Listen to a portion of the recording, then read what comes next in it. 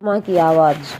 किसी नगर में एक रामदास नाम का एक निर्धन श्रमिक रहता था। अपनी पत्नी तथा अपने बच्चों के साथ वह एक छोटे से मकान में रहता था। पति पत्नी छोटा मोटा काम करके अपना निर्वाह करते थे। कभी कभी ऐसा भी होता था कि उन्हें कोई भी काम नहीं मिलता था, तब उन्हें भूखे ही रहना पड़ता था। एक बार रामदास की पत्नी को बुखार चढ़ गया।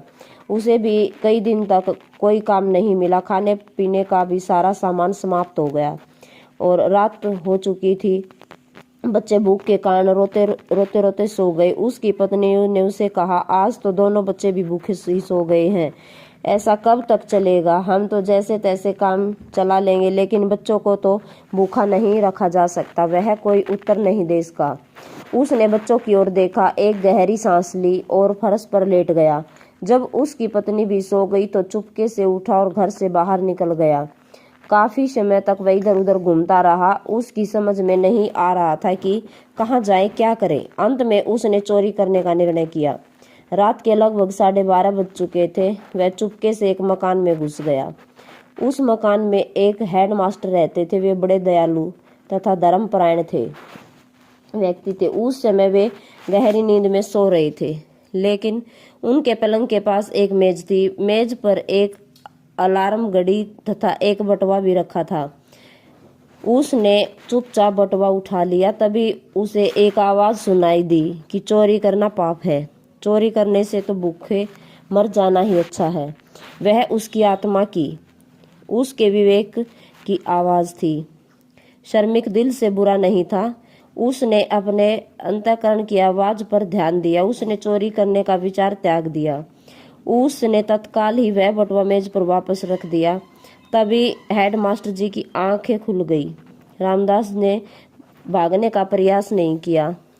उसने हेडमास्टर महोदय के पैर छूकर उसे क्षमा मांगी। उसने कहा, मैं चोरी करने के लिए आया था, लेकिन मेरी आत्मा ने कहा कि चोरी करना पाप है। कृपया मेरा अपराध क्षमा कर दें। हेडमास्टर महोदय मुस्कुराए। उन्होंने रामदास की पीठ थपथपाई और कहा, हर व्यक्ति की आत्मा या अंतःकरण होता है। हमारे अंतःकरण की आवाज परमात्मा की आवाज होती है। यह हमें गलत काम करने से रोकती है। जो व्यक्ति इस आवाज के अनुसार आचरण करता है, वह कभी गलत काम नहीं कर सकता। तुम ईमानदार व्यक्ति हो। तुमने अपनी आत्मा की बात मानी, इसी कारण चोरी नहीं कर सके। कल मेरे पास पाठशाला में आकर मिलो। हमें एक चौकीदार की जरूरत है।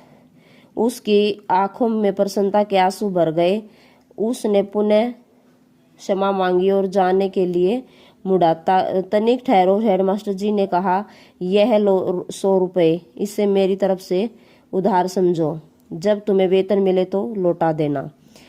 श्रमिक ने कहा, साहब आपका बहुत धन्यवाद। अब मेरे बच्चों को भूखा नहीं सोना पड़ेगा। भगवान आपका कल्याण करे। मेरा धन्यवाद करने की जरूरत नहीं है।